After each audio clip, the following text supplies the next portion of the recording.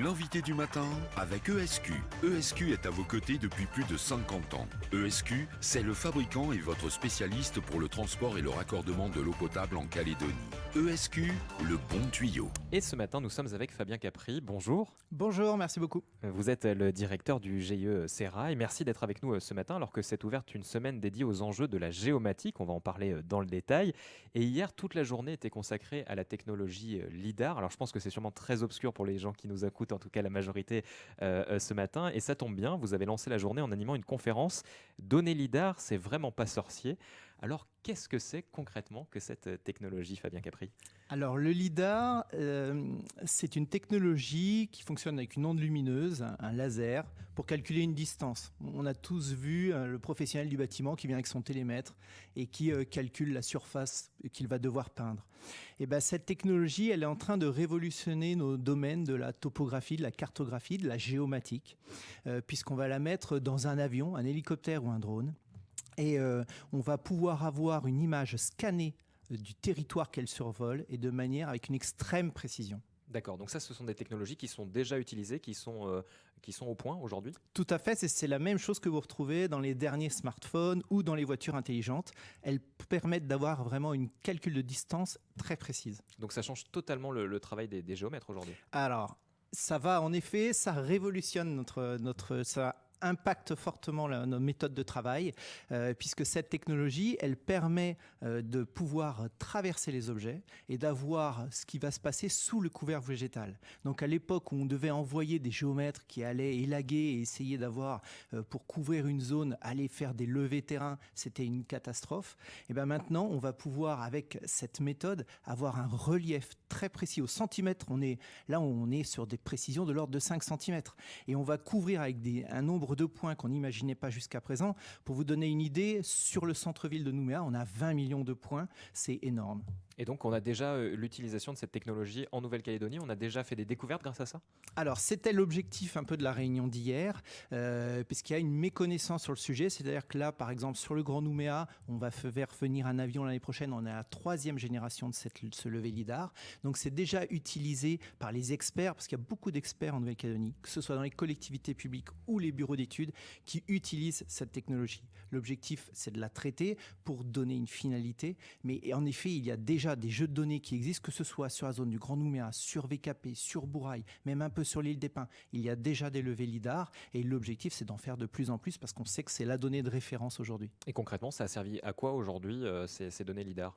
Alors, elles répondent d'abord à l'aléa du changement climatique. On sait aujourd'hui sur les problématiques d'inondation, cyclone, érosion, retrait du trait de côte, submersion marine, c'est la donnée de référence. Elle était jusqu'à ces dernières années assez onéreuse. Maintenant, le coût baisse, on peut vraiment l'utiliser et c'est très important. La deuxième chose, c'est qu'elle a révolutionné des métiers comme la foresterie, parce que là, on va pouvoir voir chaque arbre différencié. Avant, on faisait par échantillonnage. Maintenant, la province Nord, elle l'a fait sur le plateau de Tango avec une précision incroyable, on arrive à savoir chaque arbre, la cubature exacte, le tronc, son diamètre, c'est très impressionnant. Et ensuite, un vrai métier qui est impacté, c'est l'archéologie. Parce que là, on arrive à voir ce qui se passe sous le couvert végétal. C'est vraiment impressionnant, on arrive à détecter ce qui s'est passé par le passé, ne serait-ce que par exemple sur le barrage de Pointe-Boute, où il y a un grand levé LIDAR qui a été réalisé, ils ont détecté 1200 emplacements d'anciennes cases historiques. Donc concrètement, il n'y a plus besoin de creuser, de fouiller comme avant, l'archéologue avec son petit pinceau, comme on voit dans les films.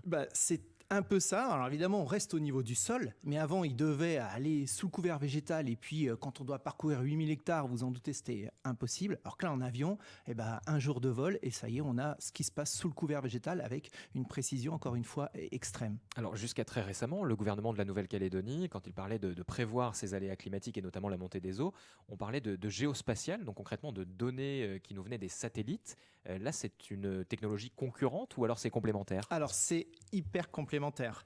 Et là, justement, c'est très important. Les directions du gouvernement sont regroupées avec pour objectif de faire appel à des fonds qui viennent de métropole. On pense à EMI France 2030 ou les fonds verts, de manière à avoir un programme qui va qui va être sur 3, 4, 5 ans pour couvrir les vraies zones à enjeu du territoire. On pense notamment aux îles Loyauté, particulièrement UVA.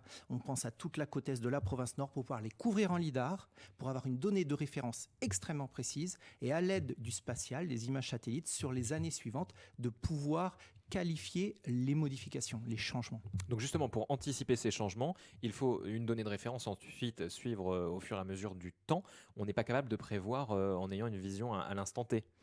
Voilà, simplement. C'est compliqué, hein, mais l'idée, c'est que cette donnée de référence, elle est hyper importante. En métropole, il y a vraiment des campagnes. La métropole s'est décidée à faire son recensement, ce qu'ils appellent bâti le litho 3D, c'est-à-dire un référentiel de son littoral. C'est la même chose qu'on voudrait avoir en Nouvelle-Calédonie. Et ils sont lancés à couvrir tout le territoire de métropole à horizon 2025 avec cette technologie. Et nous, on est en train de suivre ça parce que vraiment, à l'échelle mondiale, ça devient la donnée prépondérante. Et ça permet ensuite de mettre en place les politiques publiques pour faire face à ces changements climatiques, ou en tout cas ces aléas climatiques. Très important, les décideurs, ils ne nous attendent pas là, ils ne nous attendent pas sur cette donnée, ils nous attendent le cran plus loin, la carte des aléas, la carte des risques. On sait que c'est aujourd'hui ce qui est attendu.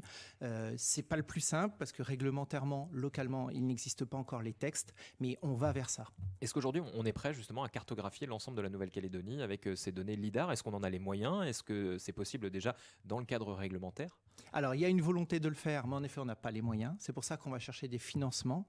Il y a en effet la métropole au niveau des DOM-TOM, y compris en Nouvelle-Calédonie, qui lance des programmes de financement. Et là, on va se situer surtout sur les zones à enjeu pour l'instant.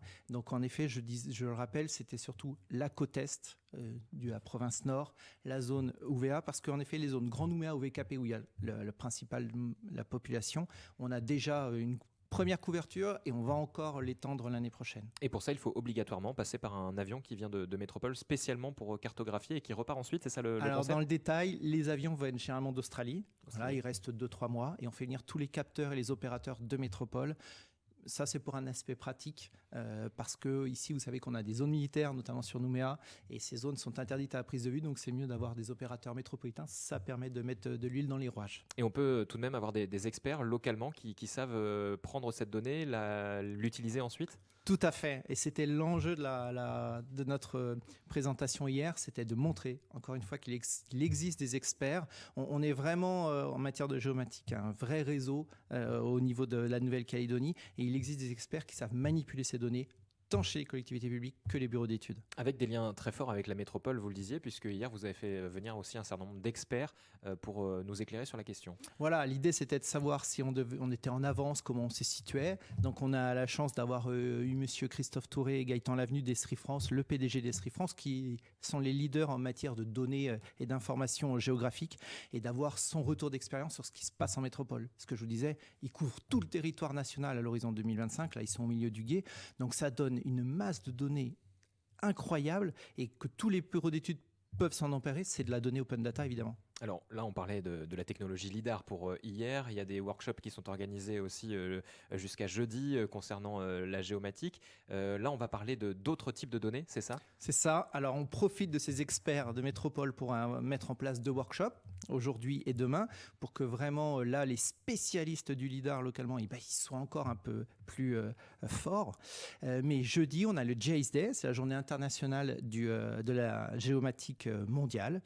C'est le club de la géomatique de Nouvelle-Calédonie qui organise cet événement. 150 personnes qui sont invitées, et là de tous bords. Et on va à nouveau parler un peu du LIDAR, mais là, on a un scope beaucoup plus important pour voir un peu tous les sujets prépondérants en ce moment en géomatique en Nouvelle-Calédonie. Alors, vous avez dû vous adapter à toutes ces nouvelles technologies. Vos métiers ont considérablement changé. Comment s'opère la bascule entre les anciens métiers que vous avez pu exercer par le passé et puis aujourd'hui, ces nouvelles technologies qui arrivent les unes après les autres? Alors, ça prend du temps. C'est vraiment en cours. Tout le monde se pose des questions, que ce soit la ville de Nouméa, que ce soit la province sud. Tout le monde se pose des questions par rapport à cette technologie. La province sud vient de s'équiper d'un drone en LIDAR et on est en train de regarder, d'analyser pour savoir exactement jusqu'où on peut aller. Mais très clairement, par exemple, dans nos bases de données, on avait des courbes de niveau, on avait des points de relief qui étaient levés par des géomètres. Aujourd'hui, ces données-là, on va les remplacer par nos données LIDAR, tout simplement. Aujourd'hui, avec un drone, on peut faire de la donnée LIDAR? C'est sur un plus petit secteur, je suppose? C'est exactement ça. En termes de LIDAR, 3 niveaux. Le LIDAR terrestre, où là, vous allez avoir plein de points, vraiment attendez, 11 000 points au mètre carré, 11 000 points au mètre carré,